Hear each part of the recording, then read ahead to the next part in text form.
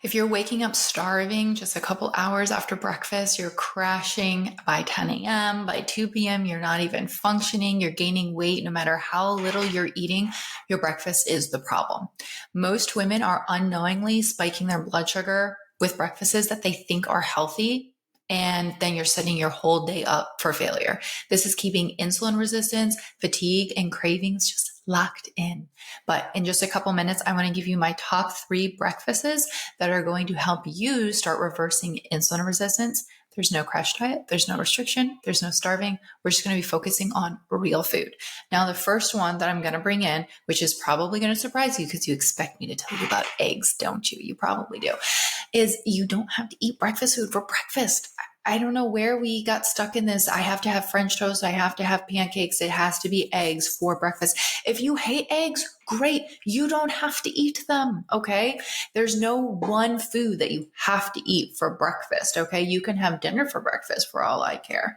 The one thing that you need to focus on is not a food. It's an amount. You have to hit at least 30 grams of protein with your breakfast. Okay. Which is easier said than done, because a lot of times we'll have 2 eggs with a piece of toast, call it a day.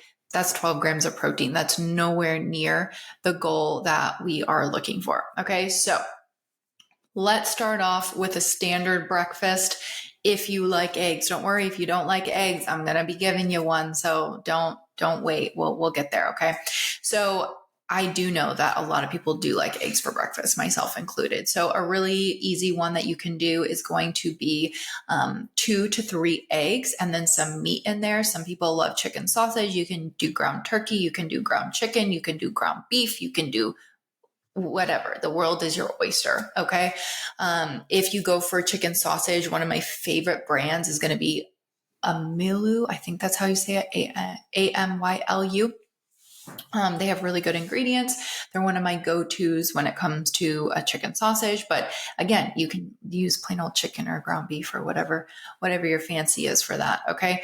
And then you want to saute up some onions and some peppers, maybe some spinach, whatever veggie is of your choice. I will scramble that all together. Now you have 2 options here. We can keep it savory. If you want to keep it savory, I'm going to take less than a half a cup of already pre-cooked potatoes. Now, there's a reason why I'm saying that.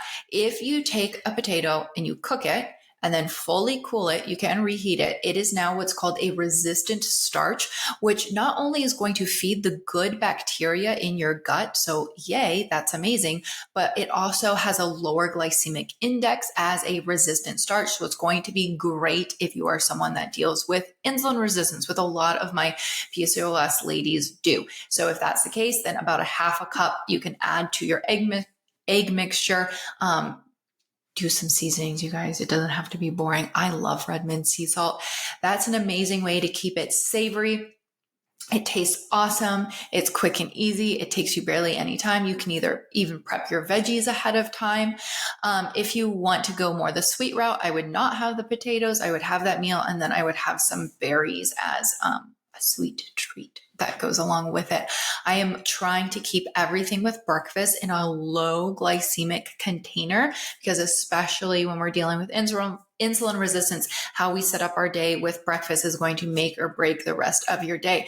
How you set up your breakfast, the more stable your blood sugar is with breakfast, the more stable it is going to be the rest of the day as well. So if that's you, do that with the resistant starch with the potatoes, or bring in the berries because they're a low glycemic fruit. That is one of my go-tos.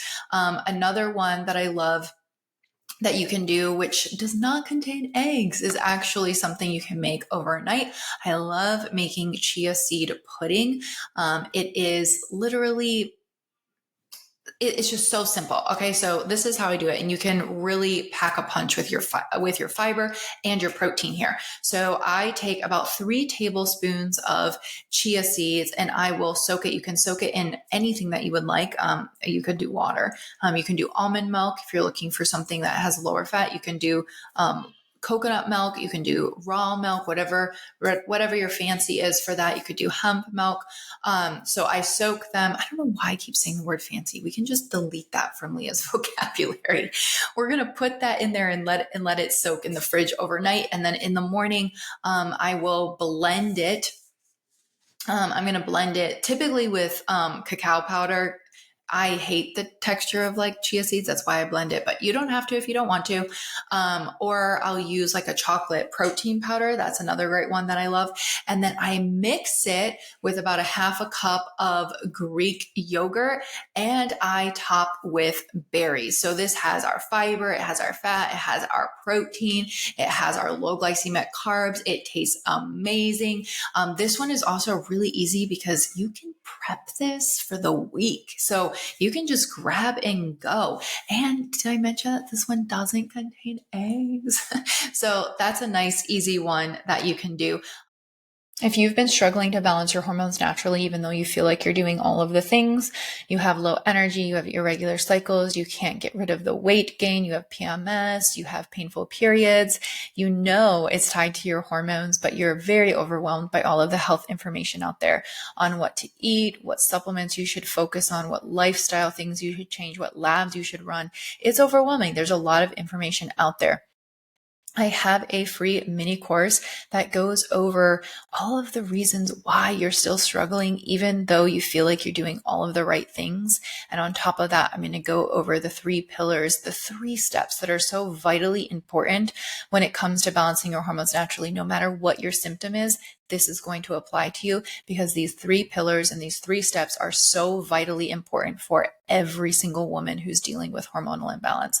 So it's yours. All you have to do is go to the QR code and go ahead and join. It will get sent right to your inbox and you can get started today and start feeling better. Again, if you are someone who wants to prep ahead of time, something really easily that you can do is make an egg bake.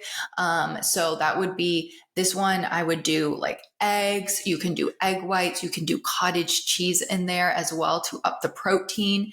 And then you're going to go ahead and saute up onions and spinach and peppers and any other veggie. You could even chop up broccoli and put that all in a big pan. So like grease your pan, put it all in there. You could add meat. You can even add, if you want it to literally be the only thing that you have to grab and go, you could again add your potatoes and then go ahead and bake it. And when it's done, chop it into serving size. Now, to know how much protein is in each of these, you literally just have to calculate it. Okay, I'm sorry, that's kind of boring, but calculate how much protein you got from your eggs, how much protein you got from your cottage cheese, how much protein you got from your egg whites if you added those, and how much protein you got from the meat, and then add that all up for what's in the pan, and then divide it by how many servings you're going to get out of that to hit 30 grams of protein. So let's just say you added it all up and you had in the pan that you had, there was 90 grams of protein. So therefore you have 3 meals there. Okay.